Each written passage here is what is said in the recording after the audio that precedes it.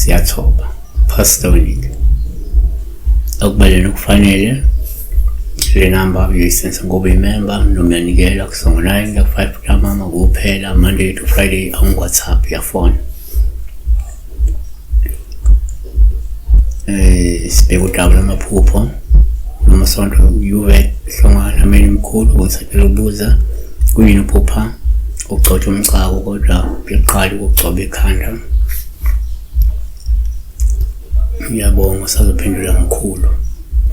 Angela umkhulu go pastoring. I've never called myself umkhulu. I will never call myself umkhulu. Go pastoring period. Umcako umhlabathi osenza into zesintu ukuhlambulula kakhulu abanye bawugcoba ebusweni abanye bawugcoba ubusiboko babehlambulula.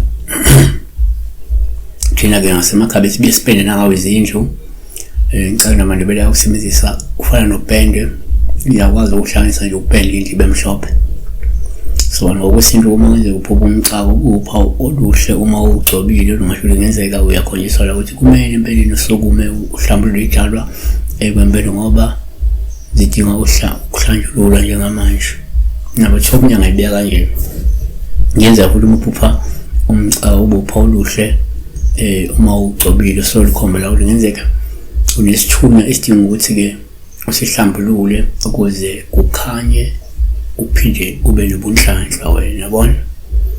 Futhi omunye ngayibeka kanje kwabanye uma umcako upha oluhle uma ugcobile so likhomba la ngenzeka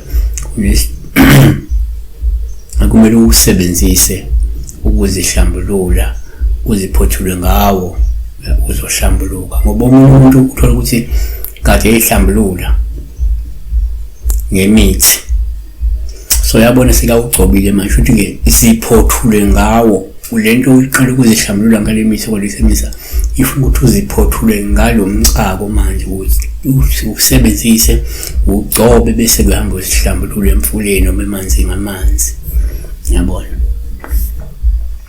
Ngoba ke kwabanye number 5 kwesinye isikhathi uma uphupha umcako ungawupha oluhle uma ugcobile ngisho ngenzeka uyakhona ukuthi uhlambulukile uma uthi kade usanda kuhlambulula ke ngiwashe ezimhlophe so ibona sokugcoba umcako sowumuhle kodwa ngenzeka usohlambulukile yabona.